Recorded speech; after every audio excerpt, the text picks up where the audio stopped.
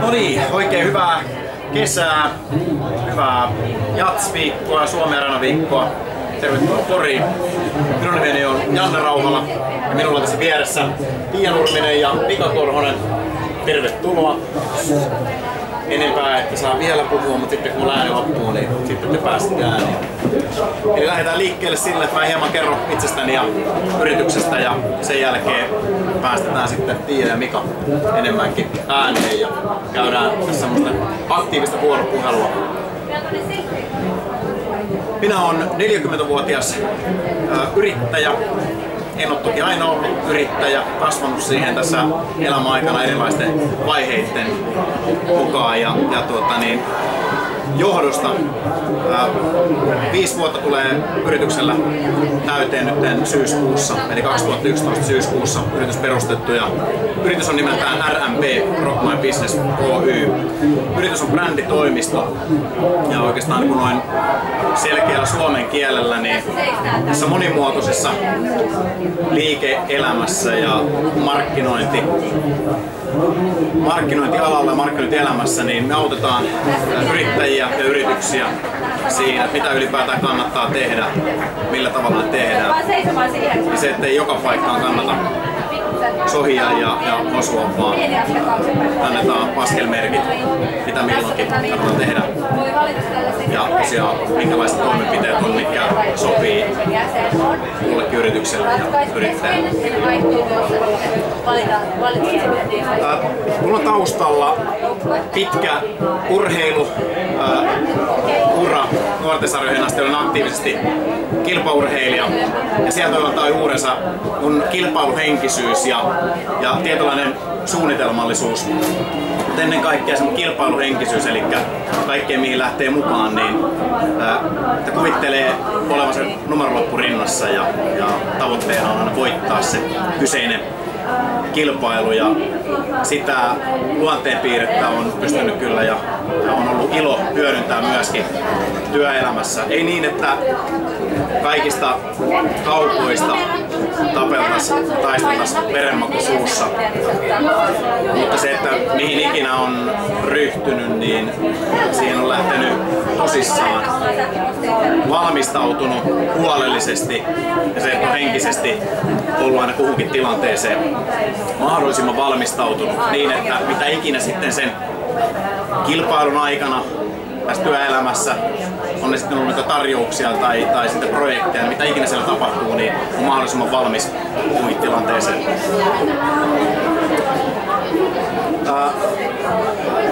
Mun työelämä oikeastaan on alkanut jo tuolta 90-luvun puolivälistä kesätöiden merkeissä, mutta sieltä mennyt ulkomaiden kautta sitten täällä Suomessa erinäisiin myynnin ja markkinoinnin johtotehtäviin ja viimeisimpänä ennen yrittäjäuraa 6 vuotta olin nostamassa suomalaisia vihannesbrändejä ylös suosta kaiken kansan tietoisuuteen ja 6 vuoden aikana saatiin vahvasti tuotua jokaiseen suomalaiseen pöytään näitä vihanneksia, joiden kanssa työskentelin. Sen brändin rakentamisen ja niiden markkinointitoimenpiteiden aikana niin alkoi hiljalleen kypsyä ajatus siitä, että ehkä näitä voisi tehdä ja omiin nimiin itselle ja lähteä rakentamaan semmoisia asioita, mitä kohtaa itsellä on intohimoa.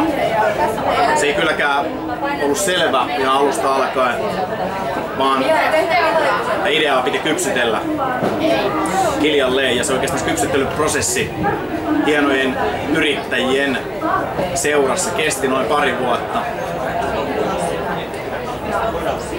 Ja siinä vaiheessa, erinäisten vaiheiden jälkeen, kun tämä ajatus on lopullisesti kirkastui, että vanha elämä työntekijänä, palkollisena jää ja uusi alkaa yrittäjänä, niin mulla ei ollut valmista liiketoimintasuunnitelmaa, niin kuin Tialla ja Mikalla ja nuorten yrittäjyyspajan kautta on, vaan mulla oli valtava halu lähteä yrittäjäksi ja oli ajatus siitä, että se mihin mä ryhdyn, niin mä tuun onnistumaan. Eli oli valtava rohkeus, mitä tietenkin vaaditaan. Ei semmoista hullun rohkeutta, mutta tervejärkinen rohkeus niin, että ne asiat, mitä taitaa ja mitä osaa, niin ne kun jalostaa yritykseksi ja tarjoaa niitä oikeille kohderyhmille, niin lopputulos täytyy olla hyvä. Ja eräänä aamuna kahvikupin ääressä kirjoitin kirjekuoren takakanteen kaikki ne asiat, joita osaan tehdä ja joita kiinnostaa tehdä ja joita kohtaa on intohimoja. Ja päätin, että seuraavana arkipäivänä vien irtisanomislapun työnantajan pöydälle ja perustan yrityksen.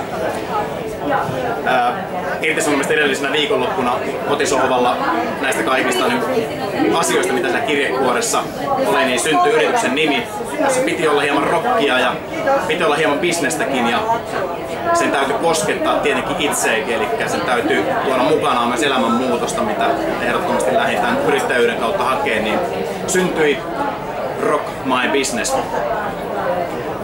jota nimeä ja värejä ylpeästi on nyt sitten kohta 5 vuotta kannettu. Täysin nollasta lähdin liikkeelle. Ei ollut ensimmäistäkään yritystä siinä vaiheessa, kun yritys oli perustettu.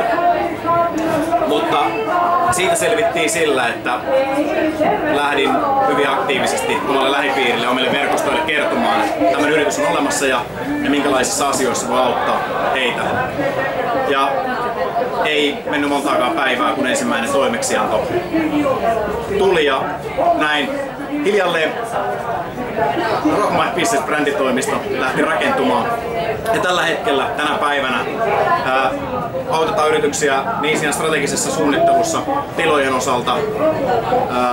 Mainonta on sitten printtimainontaa sähköstä kuin myöskin tapahtumien osalta. Yksin tätä en tee tokikaan, vaan vaimoni Riia on minun kanssa yrittäjä, eli me omistetaan yritys 50-50 ja Riia vaimo oli jo vuoden verran toiminimeä sisustussuunnittelu Riia Rauhalaa pitänyt pystyssä ja vienyt eteenpäin. Ja yritykset yhdistettiin 2013 toisiinsa ja siinä vaiheessa oltiin 2 yrityksen edustajina ja hiljalleen kasvavia projekteja ja kasvava asiakasmäärä mukana.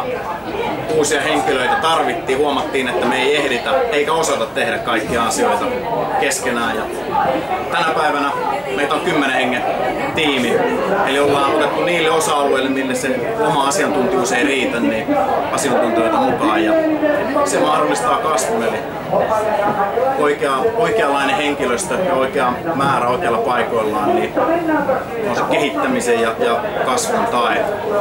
Ja ne oikeanlaiset ihmiset myöskin tuo meille haluttuja asiakkaita meidän asiakkaiksi.